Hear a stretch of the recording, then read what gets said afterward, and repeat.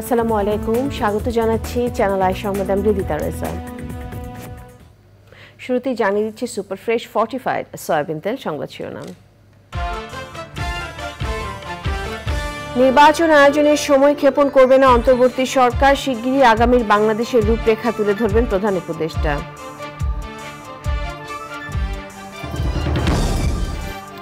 জনগণ যখন চাইবে তখনই নির্বাচন দিতে হবে বলছেন জামায়াত, ভারত সহ প্রতিবেশীদের সাথে সুসম্পর্ক বজায় রাখার প্রত্যয়। বিএনপির ৪৬তম প্রতিষ্ঠা বার্ষিকী আজ, পুনর্বাসন না হওয়া পর্যন্ত বন্যার্তদের পাশে দাঁড়াতে দলের নেতাকর্মীদের প্রতি ভারপ্রাপ্ত চেয়ারম্যানের আহ্বান। এবং শিক্ষকদের পদত্যাগে বাধ্য করার বিরুদ্ধে শিক্ষা উপদেষ্টার হুঁশিয়ারি, অপমানে জড়িতদের বিরুদ্ধে ব্যবস্থা নেওয়ার ঘোষণা।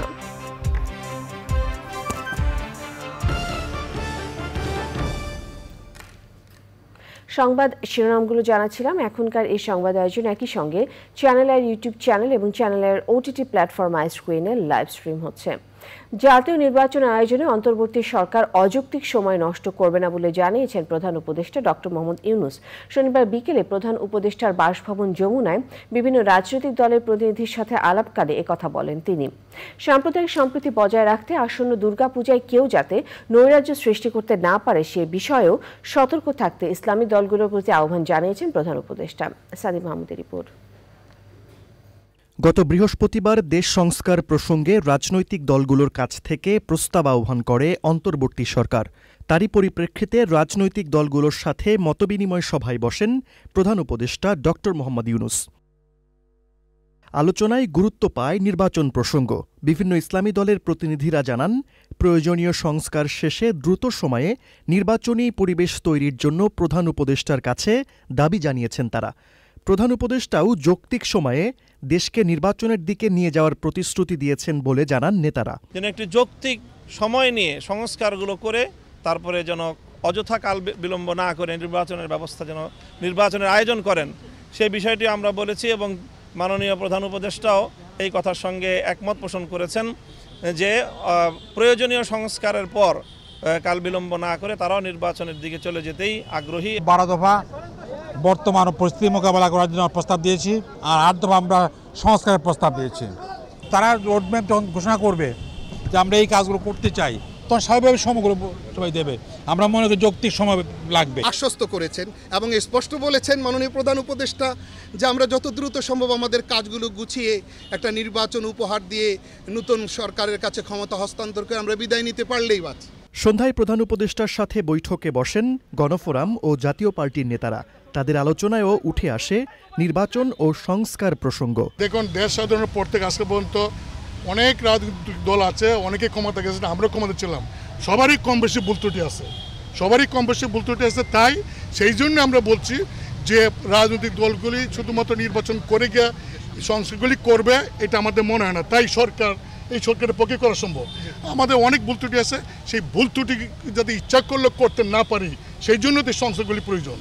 বর্তমান সময়ে আমরা যে সংস্কার প্রস্তাব দিয়েছি এবং মাননীয় প্রধান উপদেষ্টা সেটা গ্রহণ করেছেন এবং এটা বাস্তবায়ন করার জন্য আমরা যে আবেদন করেছি তাতে তারা সম্মত হয়েছেন। এছাড়া এলডিপি, জাতীয়তাবাদী সমমনা জোট, বাংলাদেশ জাসদ ও 12 দলীয় জোটের নেতারা প্রধান উপদেষ্টা ডক্টর মোহাম্মদ ইউনূসের সাথে সাক্ষাৎ করেন। বৈঠক শেষে সংবাদ সম্মেলনে প্রধান উপদেষ্টার প্রেস সচিব বলেন, রাজনৈতিক দলগুলোর সঙ্গে মতবিনিময় সভায় অন্তর্বর্তী সরকারের রূপরেখা নিয়ে আলোচনা হয়েছে। প্রধান উপদেষ্টা খুব শীঘ্রই রূপরেখা প্রকাশ করবেন বলে উল্লেখ করেন তিনি। একটা রূপরেখা তো সামনে উনি দিবেন, তো তার আগে সবার সাথে উনি মত বিনিময় করছেন, তাদের কথাগুলো ভালো মতো শুনছেন, এরপরে আপনার জানেন সামনে আরো তো কথা হবে। সাদি মাহমুদ, চ্যানেল আই, ঢাকা। অন্তর্বর্তী সরকারকে সব ধরনের সহযোগিতা করার কথা জানিয়ে বাংলাদেশ জামায়াতে ইসলামীর সেক্রেটারি জেনারেল অধ্যাপক মিয়া গোলাম পারওয়ার বলেছেন, জনগণ যখন চাইবে তখন নির্বাচন দিতে হবে। তিনি আরও বলেন, ভারত সহ প্রতিবেশীদের সাথে সুসম্পর্ক বজায় রাখতে চায় জামায়াত। তাফিমুল ইসলামের রিপোর্ট। অন্তর্বর্তী সরকার দায়িত্ব নেওয়ার পর থেকেই তাদের পূর্ণ সমর্থন দিয়ে আসছে বাংলাদেশ জামায়াত ইসলামী। রাষ্ট্র সংস্কারের কথা বলছেন দলের নেতারা, সেই সাথে জনগণের চাওয়া অনুযায়ী নির্বাচনের কথাও বলছেন তারা। সভা সমাবেশের মতো রাজনৈতিক কর্মসূচি না দিয়ে ছাত্র জনতার আন্দোলনে শহীদদের পরিবার ও আহতদের সহযোগিতা এবং বন্যার্তদের পাশে থাকার কর্মসূচি দিচ্ছে দলটি। জামায়াতে ইসলামীর সেক্রেটারি জেনারেল অধ্যাপক মিয়া গোলাম পারওয়ার বলেছেন, দ্রুত নির্বাচনের জন্য অন্তর্বর্তী সরকারকে চাপে রাখতে চান না তারা। এই রাষ্ট্রের রন্ধে রন্ধে যে দুর্নীতি, দলীয়করণ, রাষ্ট্রযন্ত্রের গুরুত্বপূর্ণ কি পয়েন্টগুলোকে যে ক্ষতিগ্রস্ত করা আছে, এগুলো সংস্কার করার জন্য ন্যূনতম যতটুকু সময় এই অন্তর্বর্তীকালীন সরকারের প্রয়োজন হবে সে সময়টুকু দিতে আমরা রাজি আছি এবং আমরা সে সহযোগিতা করতে প্রস্তুত। ভারত সহ প্রতিবেশীদের সাথে সম্পর্ক কেমন হবে সে বিষয়েও কথা বলেন জামাতের এই নেতা। সারা দুনিয়ার সব রাষ্ট্রের সাথে আল্লাহর নবী সম্পর্ক রাখতেন, দূত আদান প্রদান করতেন, সুসম্পর্ক রাখতেন, বন্দি বিনিময় করতেন, চুক্তি হতো, বাণিজ্য হতো। তো আমরা তো সেই আদর্শের অনুসারী। আমাদের দেশেও ইসলাম প্রতিষ্ঠিত হলে আমরা সব প্রতিবেশীকেই এই সুধারণা নিয়ে কারোর সাথেই শত্রুতা নয়, সবার সাথে বন্ধুত্ব, এই পলিসি আমাদের দেশ এবং আমরা এটা মেনটেন করে চলছি। ভারত নিকটতম প্রতিবেশী, একটা বন্ধুপ্রতিম দেশ, আমাদের কোনো শত্রু দেশ নয়। ভারতের জনগণ আমাদের শত্রু নয়, রাষ্ট্রটাও আমাদের শত্রু নয়। জামায়াতে ইসলামীর সেক্রেটারি জেনারেল বলেছেন, পশ্চিমা বিশ্বের কাছে জামায়াত ইসলামী নিয়ে ভুল বোঝানো হয়েছিল। তার মতে বর্তমানে জামায়াতকে মধ্যপন্থী ইসলামী দল মনে করেন পশ্চিমা বিশ্ব। তাফিমুল ইসলাম, চ্যানেল আই, ঢাকা। বাংলাদেশ জাতীয়তাবাদী দল বিএনপির 46তম প্রতিষ্ঠা বার্ষিকী আজ। 1978 সালের 1 সেপ্টেম্বর সাবেক রাষ্ট্রপতি জিয়াউর রহমান দলটি প্রতিষ্ঠা করেছিলেন। প্রতিষ্ঠা বার্ষিকী উপলক্ষে 5 দিনের কর্মসূচি দেওয়ার পরে বন্যার কারণে তা একদিনে নামিয়ে এনেছে দলটি। কর্মসূচির মধ্যে শুধু দলীয় পতাকা উত্তোলন ও দলের প্রতিষ্ঠাতা জিয়াউর রহমানের কবরে শ্রদ্ধা নিবেদন করবেন বিএনপি নেতারা। প্রতিষ্ঠা বার্ষিকী উপলক্ষে নিজের ভেরিফাইড ফেসবুক পেজে সর্বস্তরের নেতাকর্মী শুভানুধ্যায়ী এবং দেশবাসীকে শুভেচ্ছা ও অভিনন্দন জানিয়েছেন বিএনপির ভারপ্রাপ্ত চেয়ারম্যান তারেক রহমান।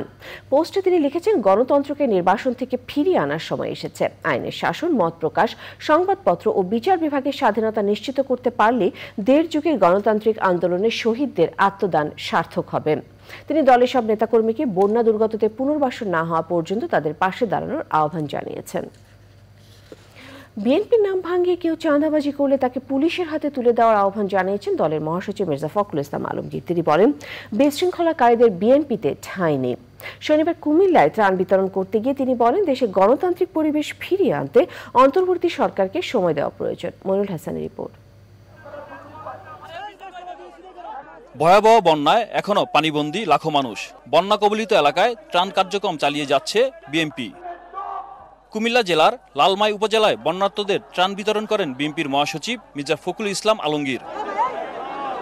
সংক্ষিপ্ত সমাবেশে বিএনপির মহাসচিব অভিযোগ করেন, এখনো ছাত্র জনতার বিজয়কে নস্যাৎ করার চক্রান্ত চলছে। কোনো বিশৃঙ্খলাকারী স্থান বিএনপিতে নেই জানিয়ে চাঁদাবাজদের আইন শৃঙ্খলা বাহিনীর হাতে তুলে দিতে সবাইকে আহ্বান জানান তিনি। ছাত্র জনতার যে বিজয়, সেই বিজয়কে নস্যাৎ করার জন্য একটা মহল কাজ করছে সচেতনভাবে। আমাদের মধ্যে আবার বিভেদ সৃষ্টি করার চেষ্টা করছে। আমরা বন্যা দুর্গত মানুষের পাশে দাঁড়াতে এসেছি, আমরা দাঁড়াবো। আরেকটা কথা আমি বলতে চাই, এই নতুন সরকার মাত্র 20-22 দিন বয়স হয়েছে, একে আমাদের সময় দিতে হবে যে সে যেন একটা সুষ্ঠু নির্বাচন করার মতো পরিবেশ তৈরি করতে পারে, তাই না? পরে লাঙ্গলকোট উপজেলার এয়ার উচ্চ বিদ্যালয়ের মাঠে বানবাসীদের ত্রাণ বিতরণ করে বিএনপির মহাসচিব। এই মুহূর্তে আমরা যেটা চিন্তা করব সেটা হচ্ছে যে আমাদের এই সরকারকে সহযোগিতা করব, আমাদের পুলিশ ভাইদেরকে সহযোগিতা করব, আমাদের প্রশাসনকে সহযোগিতা করব এবং ঐক্য দৃঢ় রেখে একসাথে আমরা কাজ করব। আওয়ামী লীগের এমপি মন্ত্রীরা পালিয়ে গেলেও তাদের বিষয়ে সতর্ক থাকতে দলের নেতাকর্মীদের আহ্বান জানান বিএনপির মহাসচিব। বন্যায় বিভিন্ন জেলা প্লাবিত হওয়ার পর ত্রাণ বিতরণ অব্যাহত রেখেছে বিএনপি। গত 30 আগস্ট পর্যন্ত 10 কোটি টাকা ত্রাণ বিতরণ সামগ্রী বিতরণ করেছে বলে দাবি জানাচ্ছেন দলটি। বন্যার পানি কমে যাওয়ার পর পুনর্বাসনের ব্যবস্থা এবং জনসাধারণের জন্য সবকিছু করে দেওয়ার আশ্বাস দিয়েছেন দলের সিনিয়র নেতারা। কুমিল্লা লাঙ্গলকোট থেকে মনিরুল হাসান, চ্যানেল আই।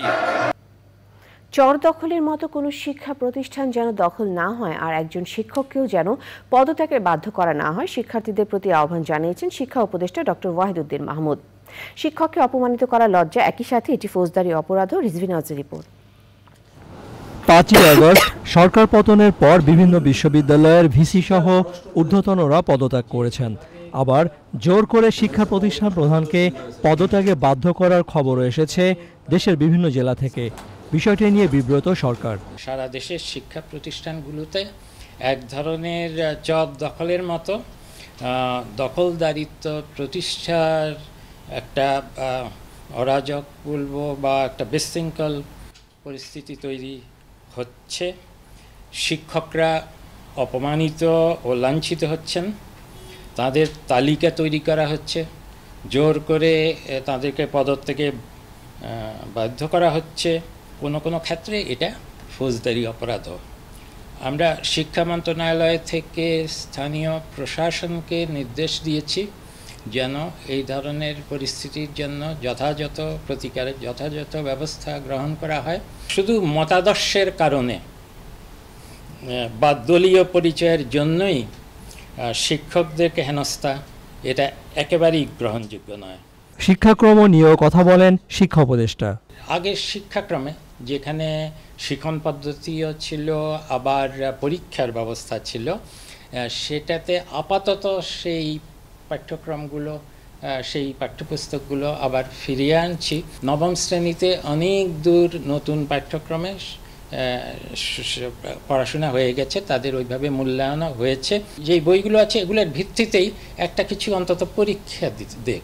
দশম শ্রেণীতে এসে দ্বাদশ শ্রেণী পর্যন্ত আগের সেই বিভিন্ন বিভাগ আছে, বাণিজ্য বিভাগ, মানবিক বিভাগ এবং বিজ্ঞান বিভাগ, এটাতে ফিরে যাচ্ছে। প্রাথমিক পর্যায়ে মূল্যায়ন পদ্ধতি, সেখানে পরীক্ষা পদ্ধতি এবছর থেকেই সব জায়গায় চালু হয়ে যাচ্ছে। নতুন বইয়ের গুণগত মান নিয়ে কোনো আপোষ করবেন না জানান তিনি। আমি এখনই বলতে চাচ্ছি না, আমি জানুয়ারি মাসে সব দিতে পারবো না, চেষ্টা করছি। এবং অভিজ্ঞতা থেকে দেখা গেছে যে কিছু প্রয়োজনীয় বই দিলে পাঠ্যক্রম শুরু করা যায়। এটা ঠিক যে তাড়াহুড়া করে আমি বইয়ের মান নষ্ট করতে চাই না। শিগগিরই বিশ্ববিদ্যালয়গুলোতে ভিসি নিয়োগের ব্যাপারে আশাবাদী শিক্ষা উপদেষ্টা। Rizvi Nawaz, channel I, Dhaka. কমল জ্বালানি তেলের দাম। শনিবার মধ্যরাতে নতুন দাম কার্যকর হয়েছে। শনিবার বিদ্যুৎ, জ্বালানি ও খনিজ সম্পদ মন্ত্রণালয় এক প্রজ্ঞাপনে জানায়, প্রতি লিটার ডিজেল ও কেরোসিনের দাম 106 টাকা 75 পয়সা থেকে কমে হয়েছে 105 টাকা 50 পয়সা। কেরোসিনের দাম 106 টাকা থেকে কমে হয়েছে 105 টাকা 50 পয়সা। পেট্রোলের নতুন দাম প্রতি লিটার 127 টাকা থেকে কমে হয়েছে 121 টাকা ও অকটেনের দাম 131 টাকা থেকে কমে হয়েছে 125 টাকা। রাত থেকেই নতুন দামে দেশের জ্বালানি তেলের পাম্পগুলোতে নতুন দামে তেল বিক্রি শুরু হয়। সময় হলো বিরতির। এবার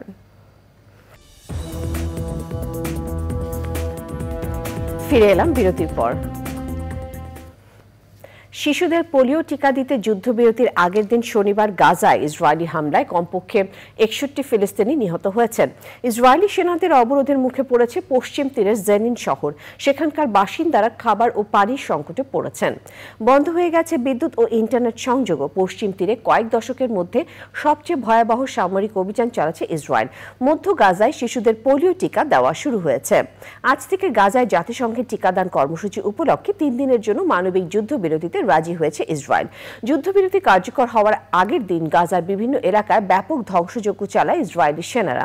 গত বছরের 7 অক্টোবর থেকে এ পর্যন্ত গাজায় 40,691 ফিলিস্তিনি নিহত হয়েছেন, আহত হয়েছেন 94,060 জন। নিটল টাটা, কৃষি সংবাদ।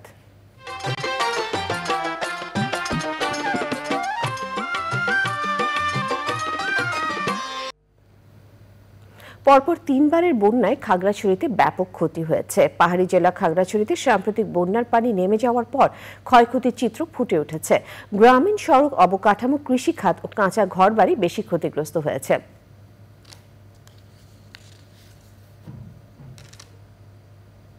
প্রকৃতি সংবাদ।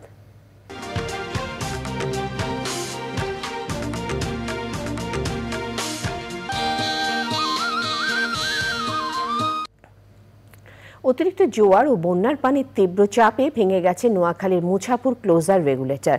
এতে নোনা পানি ঢুকেছে লোকালয়ে। নষ্ট হচ্ছে সুপেয় পানির উৎস ও বিস্তীর্ণ ফসলি জমি। সেই সাথে ছোট ফেনী নদীর তীব্র ভাঙনে দিশেহারা স্থানীয়রা। খেলার খবর।